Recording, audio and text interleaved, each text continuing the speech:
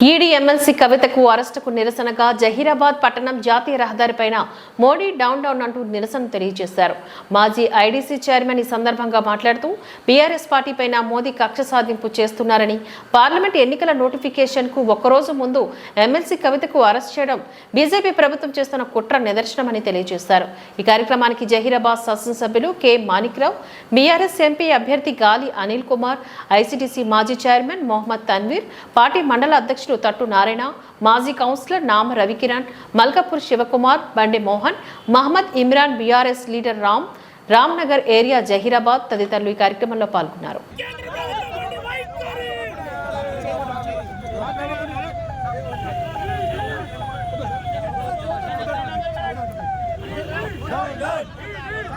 వాళ్లకు ఎవరు ప్రెషర్ మీద ఈ పనులు చేస్తున్నారు?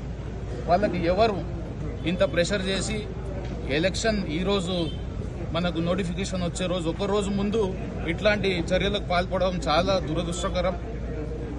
ఆల్రెడీ సుప్రీంకోర్టులో కూడా దీని మీద వాదనలు జరుగుతూ ఉన్నాయి. రేపే దానికి పేషి కూడా ఉండే, అయినా కూడా వెయిట్ చేయకుండా వాళ్ళు ఈడీ తరపున, కేంద్ర ప్రభుత్వం ఈడీ తరపున ఒక అఫిడవిట్ కూడా దాఖలు చేసింది సుప్రీంకోర్టులో.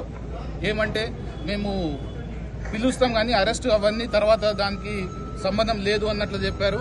కానీ దానికి విరుద్ధంగా ఈరోజు నిన్న సాయంత్రం వచ్చి పొద్దున్న నుంచి విచారణ చేసి సడన్ గా అరెస్ట్ చేసి ఢిల్లీకి తీసుకెళ్లిపోవడం ఇది చాలా దురదృష్టకరం.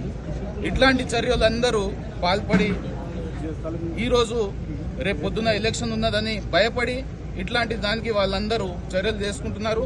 ఇవన్నీ చూస్తా ఉంటే మన పాలకవర్గం ఏమున్నదో, సెంట్రల్ బీజేపీ కానీ ఇక్కడ తెలంగాణ స్టేట్లో కాంగ్రెస్ కానీ ఈ బీఆర్ఎస్ మీద ప్రజల్లో బాగా స్పందన వస్తున్నది. కాబట్టి వాళ్ళకు కక్ష సాధింపు చర్యలు అట్లానే ఈ ధోరణి నడుస్తున్నదని చెప్పుకుంటూ మీకు అందరికీ, కానీ దీనికి అందరికీ ప్రజలందరూ కంపల్సరీగా జవాబిస్తారు.